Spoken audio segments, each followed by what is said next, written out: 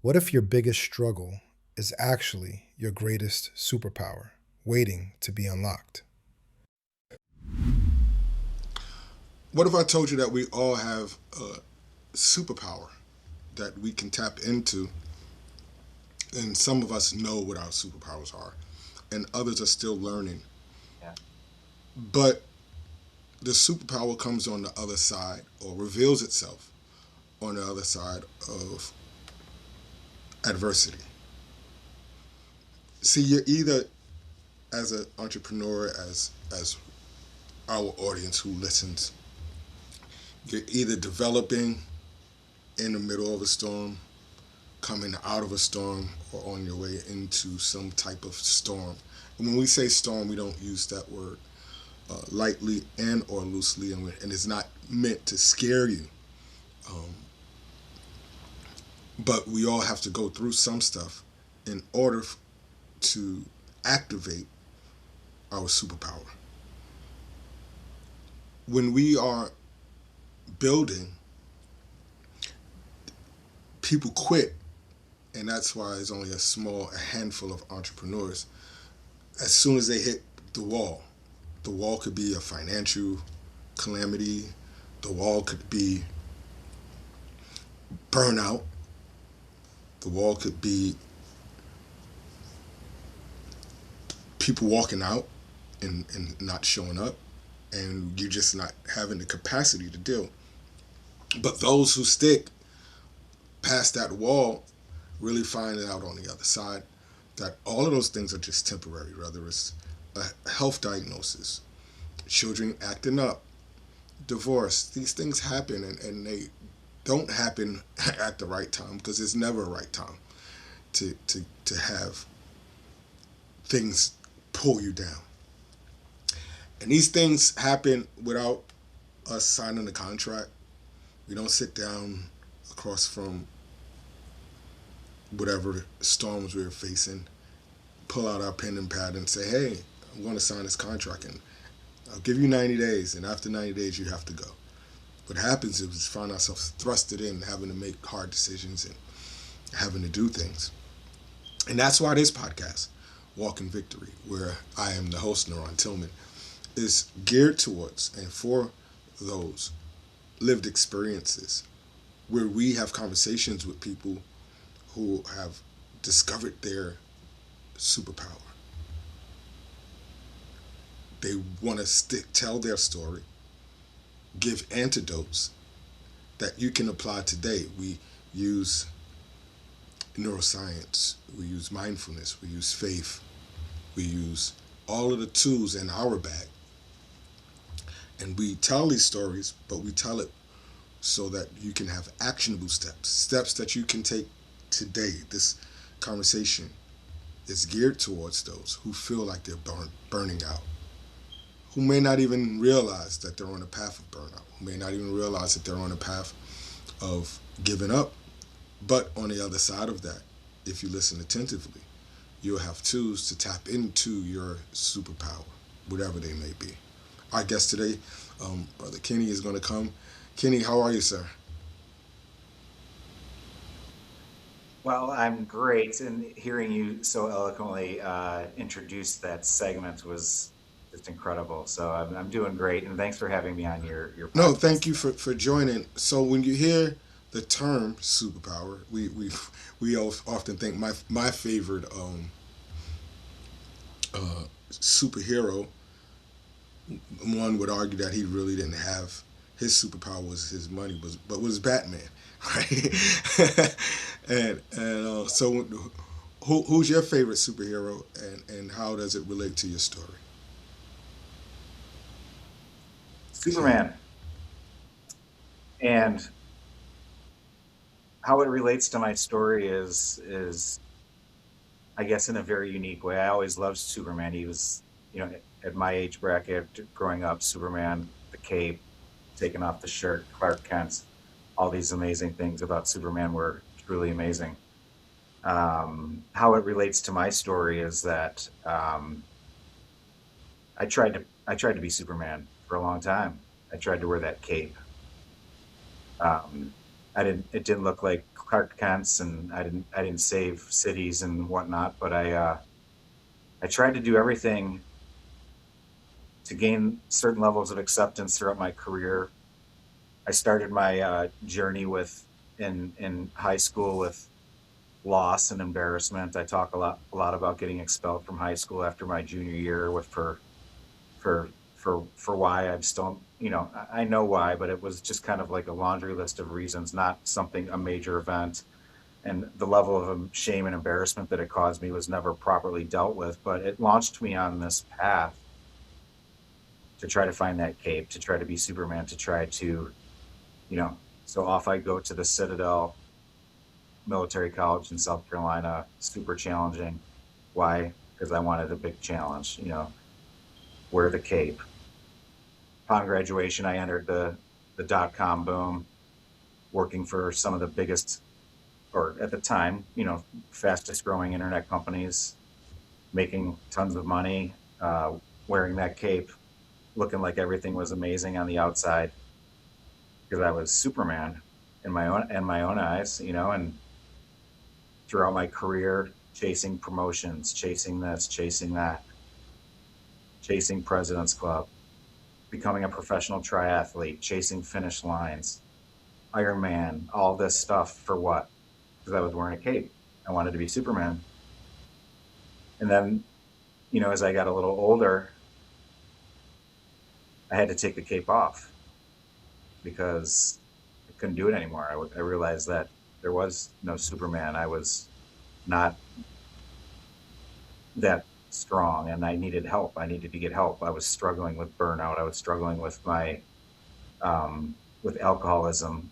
I was struggling with a 27-year career in cybersecurity that I was constantly raising the bar, chasing contracts, purchase orders, end of the year, end of quarter, end of fiscal this, board meetings, and I loved it. I was great at it. It was amazing, but it took a huge, huge toll on my life, and I had to take my cape off. Um, and I know we'll talk a little bit more about that, but that is so near and dear to me. I talk about it all the time because I want people that I work with to take their cape off, whatever it is that they're wearing, so that they can be their true and vulnerable self and ask for help or whatever, it doesn't, or open up, be more, a better human in some areas. But sometimes people are wired in a way, high achievers, we put on these capes or these uniforms that, we want to be incredible, but in what eyes are we really being judged? And I think that that's important. That's my Superman story. Well, you went from years in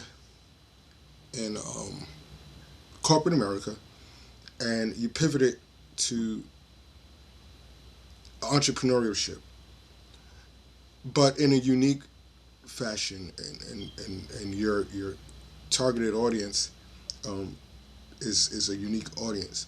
How was that journey? Um, Not hopping, but starting your own business and really finding your voice in the entrepreneurial world. During my recovery process, I was treated by people that didn't know me, that didn't look like me, that I met in recovery rooms, and that opened up to me, that wanted to and educated me and told me that I wasn't alone, and that I'm going to be okay, and that I will get through this. And um, the level of love and care that I receive from those strangers, and then the people that are close to me in my life, it saved my life. And I immediately latched onto that and embraced not only my recovery, but the desire to help others the way I was helped.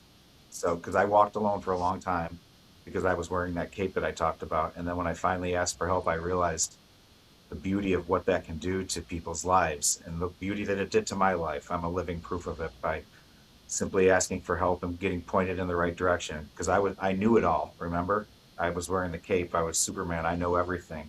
Well, that was completely false, obviously. But that journey led me down a path of wanting to pursue to understand the science behind it more. So I wanted to get my master's in licensed mental health counseling so I could understand the therapeutic approach to not only mental health in general, but addiction, something that I struggled with. Addiction to whatever, I was addicted to finish lines, to contracts, to purchase orders, to President's Club, all these things. And so I wanted to get that level, but I also wanted to apply some of these experiences that I've had that, I say that I was fortunate to have to go through, even though they were horrific at the time, but there were so many learning experiences from them that I decided to become an entrepreneur and become a therapist, which is obviously not there yet, but I'm in training to do so. And I'm working with people on realizing what they truly have inside of them if they are willing to you know peel back a layer or take off that cape, as I continue to say. But there's a lot to offer within those boundaries or beyond when people are willing to open up and see what they're truly capable of. And um, yeah, so that's really been the start of the journey, and it's been incredible. You said, how is it going? It's going incredible because I get to help people. And every single day, something happens in my life that involves something, and I get like, wow, amazing. I'm so glad I did this. So that's how it's going, and I'm just really, really excited Well, about I like to get like key themes and takeaways. There's so many things that we can really peel back because life throws us so many curveballs, and the onion it. Yeah. has so many layers. But if you're talking to someone right now and they're listening to us, what are what is one thing that you would really tell them to focus in on and give them the antidote to slowing down? They feel overwhelmed. Yeah. What is one thing that a person can do if they're in the middle of a season of burnout or in the middle of overwhelm? Yeah. I'm going to share what worked for me. And this story is so near and dear to my heart. It I get emotional just thinking about it, but it's the story of grace in the mirror, which is what I talk about in my keynotes and whatnot. But grace in the mirror is so the it's when I was looking for all of the answers, when I was in my rock bottom moment, when I was struggling so dearly to try to find out what the answer was to get better, I looked here and I wanted to make an excuse there, and I tried this and did that. But what I didn't what saved me was right there in the mirror, was looking at me right in the mirror, and it was me. It was giving myself some grace in the mirror, giving myself some a moment to, instead of continuously beating myself up for the shame or the whatever it may have been, to say that, Kenny, you're going to be all right. Get yourself better. Give yourself some grace in the mirror. And I gave myself some grace in the mirror that night. It was incredible because I didn't have to go to anybody for that. I didn't have to pay for anything. I didn't have to do anything. I finally said to myself, when I took that cape off and gave myself the grace in the mirror that I deserved, that I was not the loser that I thought I was, or thought I was becoming, if you will. That was my scenario. But whatever it is people need to give themselves a moment to say that they're great. And whether the struggle is the current struggle that they're going through, it hurts. I certainly know that, but giving yourself that grace will allow you to focus on the next thing. And that's what getting better is about, is the building blocks. But if you're down on yourself all the time and continuing to dig your hole deeper because of that pit that we all know about, it's very, very difficult to get out of. And I always want everybody that I work with and talk to, the first thing is to give yourself whatever it is, some grace, a pat on the back, uh, whatever it is because you are capable of doing and changing and being better. And I know that for a fact because I was So there. you competed on a high level in your personal life, and you've Mhm. has have a strong, rich history of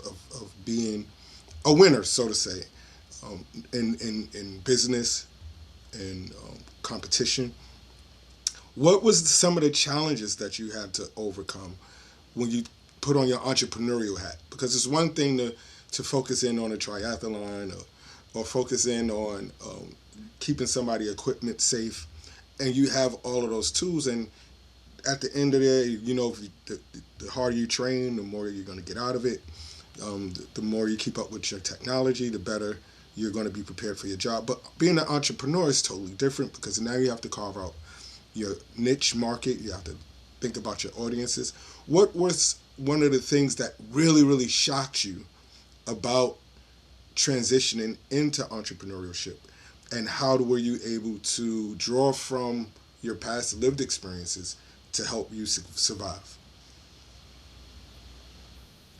So entrepreneurial or entrepreneurship in general is something that I admired forever. My father was, and my parents were entrepreneurs. I chose to go down a different path, like you mentioned, with corporate America. So as I got older, being an entrepreneur became like that was not never an option for me.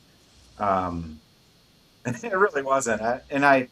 Um, when I decided to make a decision, I had to apply my lived experiences. So and what that consists of for me, when you make a decision such as entrepreneurship, um, you have to be committed to that cause. And so how that relates to other things like an Ironman triathlon or a master's degree or a bar exam or um, a marathon or a Navy SEAL or this or that, or whatever it is, these are all things that are very, very challenging. Entrepreneurship is so incredibly challenging. It's risky. We know, your listeners know. So when I describe the IronMind, going deeper, these things, these triathlons, if you're a successful entrepreneur, you know exactly what I'm talking about. It is the grind of all grinds, and there's no one to blame. There's no fingers to point. There's no this. It is you. It's your idea. It's your money. It's your losses. It's your gains. Um, so entrepreneurship requires that same level of intensity that you put towards some of the other biggest goals in your life, whether it's starting a family or, that's what it takes to be an entrepreneur. You have to be, no is not an answer. We are going to be successful.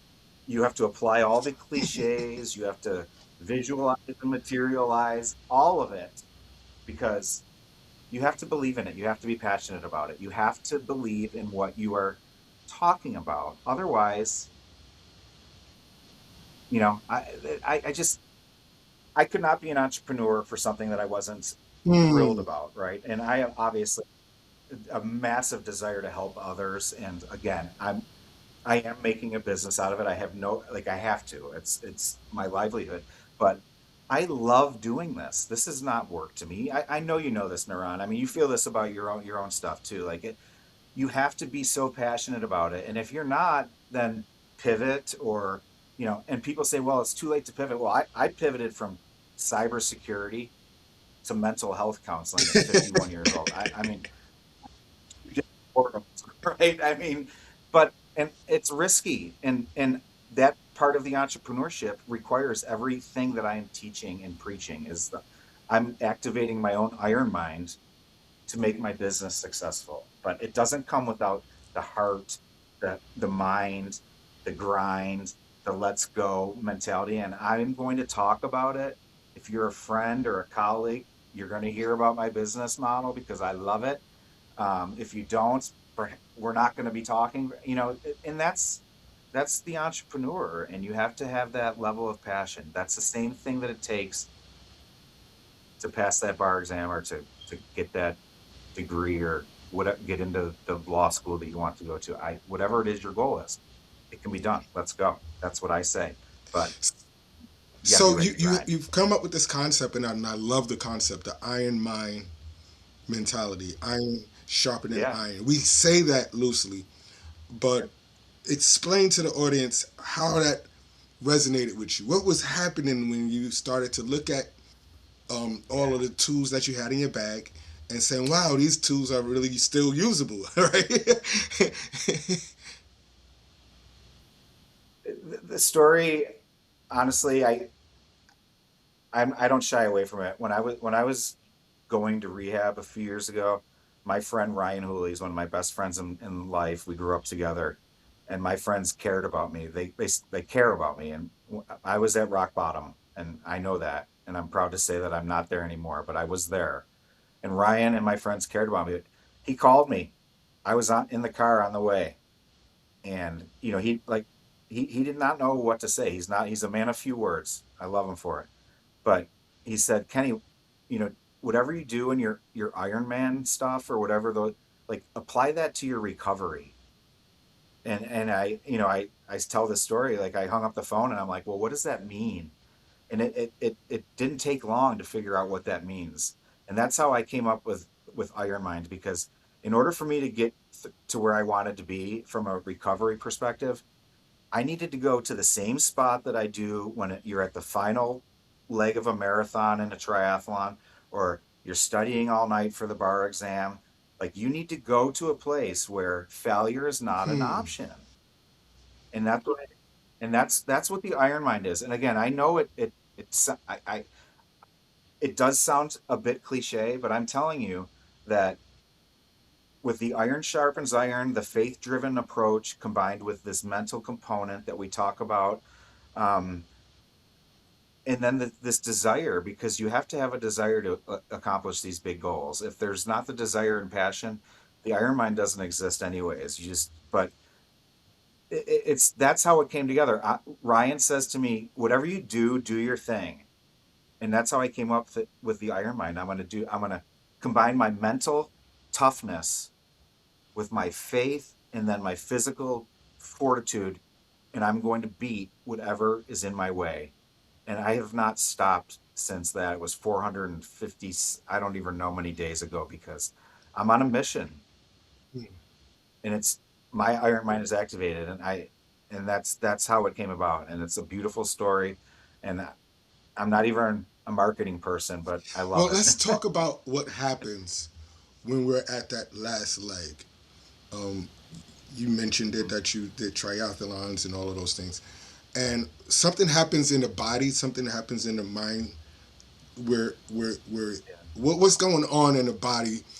Explain to the audience so that as vividly as you can, so that they can understand one, the training that it takes for you to prepare for those types of events.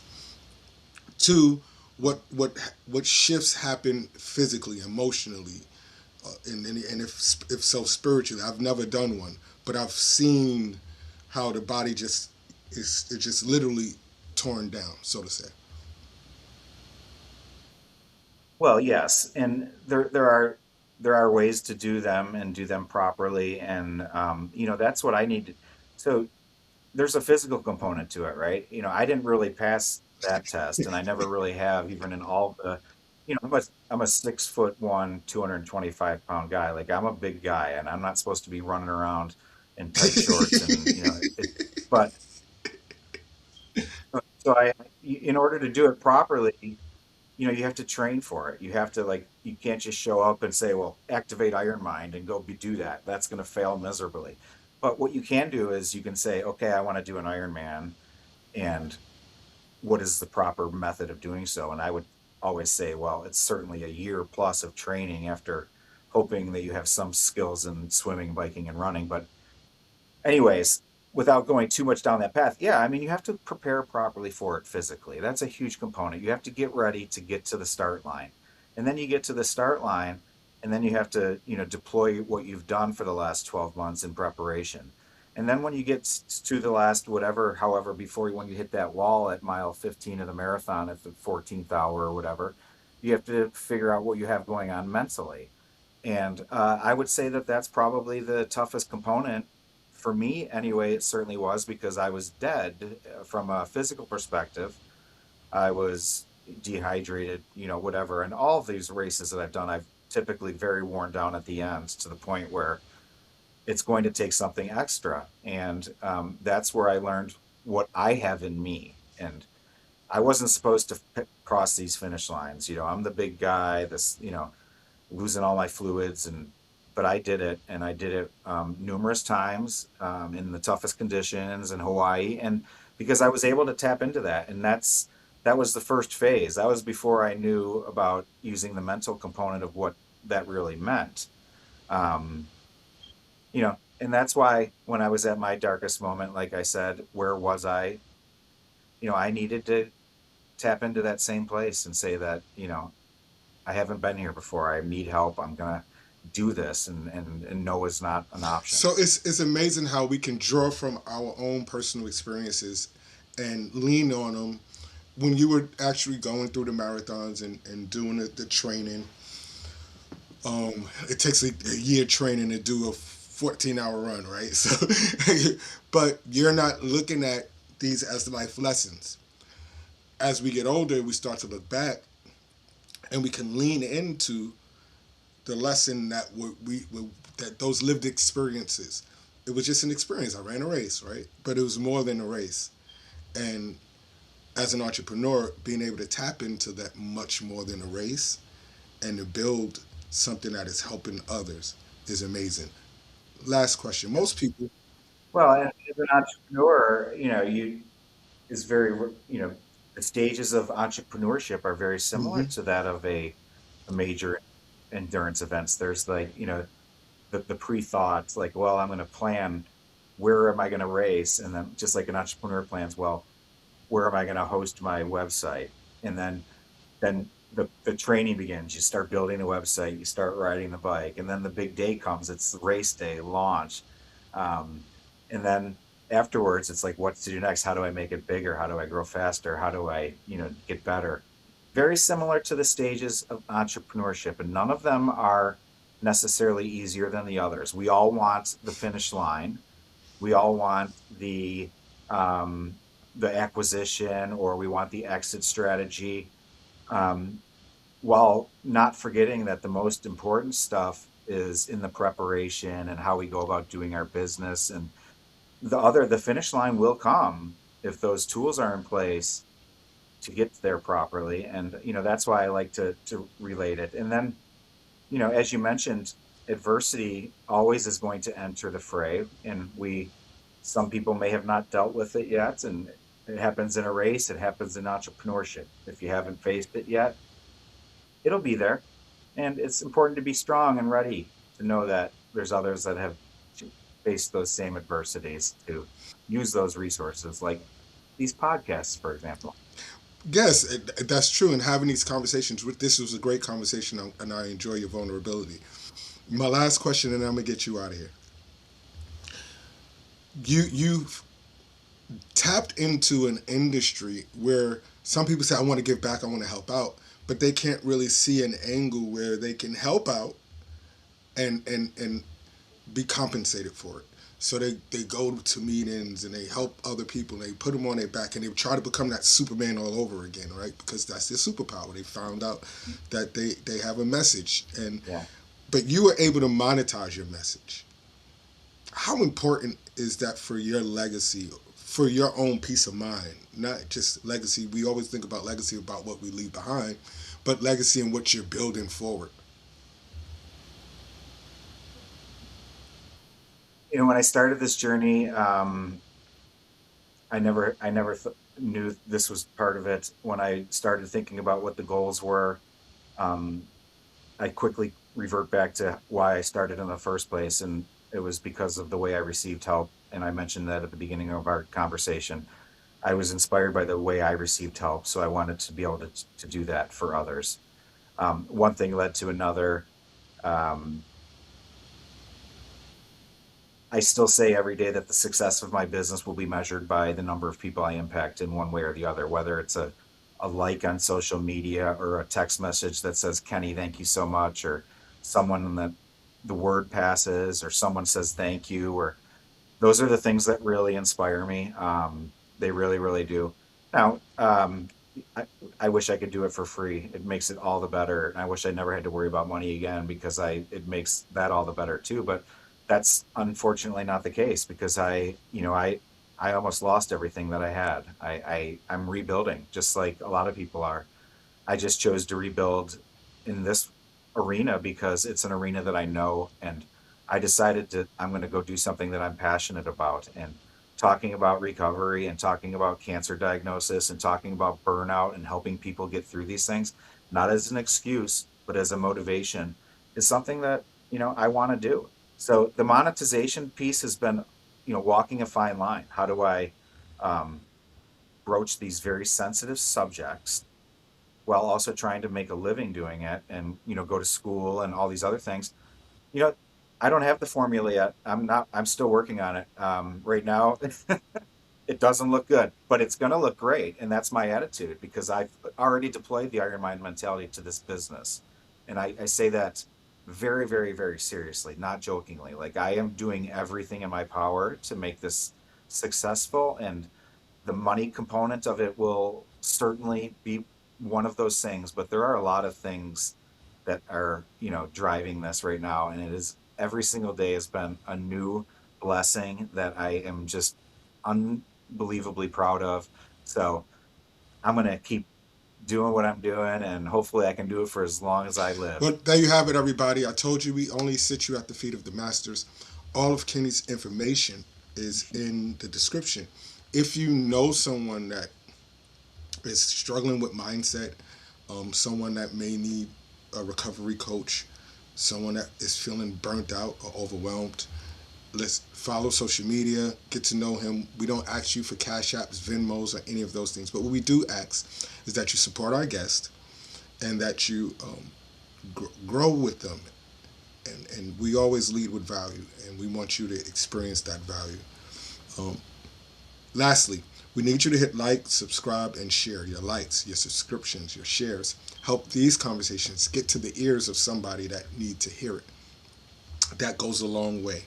And finally, we don't walk with making excuses. We don't walk looking backwards. We walk with the Ironman mentality, but most of all, we walk with victory. We walk in victory. Kenny is now a part of the Walk in Victory family. Enjoy the rest of your day. Peace. Thank you so much.